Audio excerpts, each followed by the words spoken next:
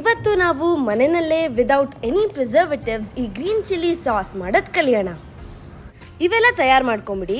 1 cup ಆಲೂಗಡ್ಡೆ, ಧನಿಯಾ ಬೀಜ 2 table spoon, ಬೆಳ್ಳುಳ್ಳಿ 1 ಟೇಬಲ್ ಸ್ಪೂನ್, ಶುಂಠಿ 1 ಇಂಚು, ಉಪ್ಪು 1 ಟೇಬಲ್ ಸ್ಪೂನ್, ಸಕ್ಕರೆ 2 table spoon, vinegar 1 cup and of course ನಮ್ಮ ಮೆಣಸಿನ್ಕಾಯಿಗಳು.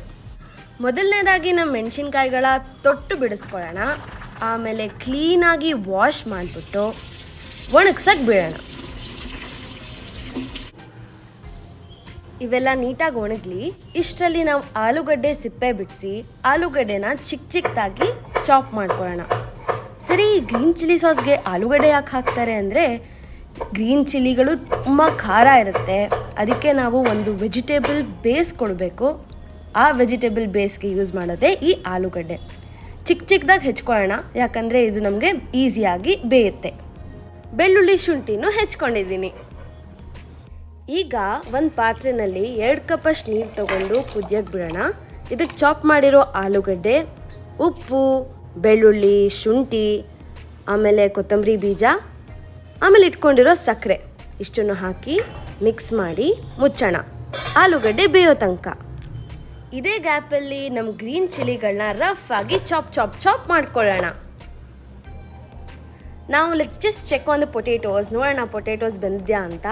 ಒಂದು ಸ್ಪೂನಲ್ಲಿ ತೊಗೊಂಡು ಈ ಥರ ಪಚ್ಕಿ ಮಾಡಿದ್ರೆ ನೀಟಾಗಿ ಪಚ್ಕೆ ಹೋಗ್ತಾ ಇದೆ. ಸೊ ನೀಟಾಗಿ ಬೆಂದಿದೆ ಪೊಟೇಟೋಸು. ಈ ಬಾಯ್ಲಿಂಗ್ ಪೊಟೇಟೊ ಮಿಕ್ಸ್ಚರ್ಗೆ ನಾವು ಚಾಪ್ ಮಾಡಿರೋ ಗ್ರೀನ್ ಚಿಲ್ಲೀಸ್ ಹಾಕೋಣ. ನಾನಂತೂ ವರ್ಸ್ಟ್ ಪಾಸಿಬಲ್ ವೇನಲ್ಲಿ ಮಾಡ್ತಾಯಿದ್ದೀನಿ. ಎಲ್ಲ ಆ ಕಡೆ ಈ ಕಡೆ ಬಿದ್ದೋಗ್ತಾ ಇದೆ. ಇವಾಗೆಲ್ಲ ಕಲೆಕ್ಟ್ ಮಾಡಿ ಪುನಃ ಹಾಕಿದ್ದೀನಿ. ಒಂದು ಮಿಕ್ಸ್ ಕೊಡೋಣ. ಚಿಲ್ಲೀಸ್ನ ಟೆಂಡರ್ ಆಗೋ ತನಕ, ಸಾಫ್ಟ್ ಆಗೋ ತನಕ ಬೇಯಿಸ್ಕೋಬೇಕು. ಆ್ಯಸ್ ಯು ಕ್ಯಾನ್ ಸಿ ಹೇಗೆ ಸಾಫ್ಟ್ ಆಗಿದೆ ಮೆಣಸಿನ್ಕಾಯಿ ಅಂತ. ಈಗ ಹೋಗುತ್ತೆ ನಮ್ಮ ಮೋಸ್ಟ್ ಇಂಪಾರ್ಟೆಂಟ್ ಇಂಗ್ರೀಡಿಯೆಂಟ್ ವಿನೆಗರ್. ಇದು ನಮ್ಮ ಚಿಲ್ಲಿ ಸಾಸ್ನ ಪ್ರಿಸರ್ವ್ ಮಾಡುತ್ತೆ ಆ್ಯಂಡ್ ಒಂಥರ ಸಾರ್ ಟೇಸ್ಟ್ ಕೊಡುತ್ತೆ. ಈಗ ನಮ್ಮ ಗ್ರೀನ್ ಚಿಲ್ಲಿಗಳನ್ನ ವಿನೆಗರ್ ಜೊತೆನೂ ಬೇಯೋಕ್ಕೆ ಬಿಡಬೇಕು. ಒಂದು ಸ್ವಲ್ಪ ಹೊತ್ತು ಕುದಿಸಿದ್ಮೇಲೆ ನೋಡಿ ಗ್ರೀನ್ ಕಲರ್ದು ಕಲರೇ ಚೇಂಜ್ ಆಗಿಬಿಟ್ಟಿರುತ್ತೆ. ಮೆಣಸಿನ್ಕಾಯಿಗಳು ಸಾಫ್ಟ್ ಆಗೋಗಿದೆ. ಈ ಕಲರ್ ಚೇಂಜ್ ಆಗೋದೇ ಇಂಡಿಕೇಷನ್ನು ನಮ್ಮ ಮೆಣಸಿನ್ಕಾಯಿಗಳು ಬೆಂದಿದೆ ಅಂತ.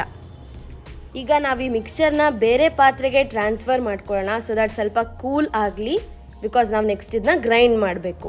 ಇವಾಗೆಲ್ಲ ಕೂಲ್ ಆಗಿದೆ.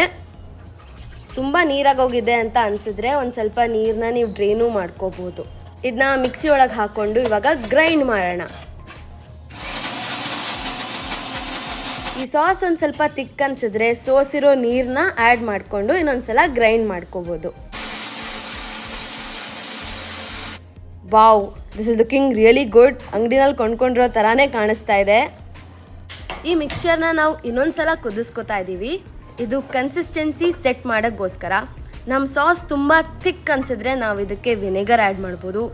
ತುಂಬ ವಾಟ್ರಿ ಅನಿಸಿದ್ರೆ ಒಂದು ಸ್ವಲ್ಪ ಕುದಿಸ್ಕೊಂಡು ನೀರಿನ ಅಂಶ ಕಮ್ಮಿ ಮಾಡ್ಕೋಬೋದು. ತುಂಬ ಹೊತ್ತೇನು ಕುದಿಸೋದು ಬೇಕಿಲ್ಲ. ಇದು ನಂಗೆ ಪರ್ಫೆಕ್ಟ್ ಕನ್ಸಿಸ್ಟೆನ್ಸಿ ಅನಿಸ್ತಾ ಇದೆ. Let's cool it down again. ನಮ್ಮ ಚಿಲ್ಲಿ ಸಾಸ್ ಕಂಪ್ಲೀಟಾಗಿ ತಣ್ಣಗಾದ್ಮೇಲೆ ಒಂದು ಕ್ಲೀನ್ ಬಾಟಲಲ್ಲಿ ಇದನ್ನ ತುಂಬಿಸ್ಕೊಳ್ಳೋಣ. ನೋಡಿ, ಈ ಗ್ರೀನ್ ಚಿಲ್ಲಿ ಸಾಸ್ನ ಎಷ್ಟು ಈಸಿಯಾಗಿ ವಿದೌಟ್ ಎನಿ ಪ್ರಿಸರ್ವೇಟಿವ್ಸ್ ಮನೆಯಲ್ಲೇ ನೀವು ಮಾಡ್ಕೋಬೋದು.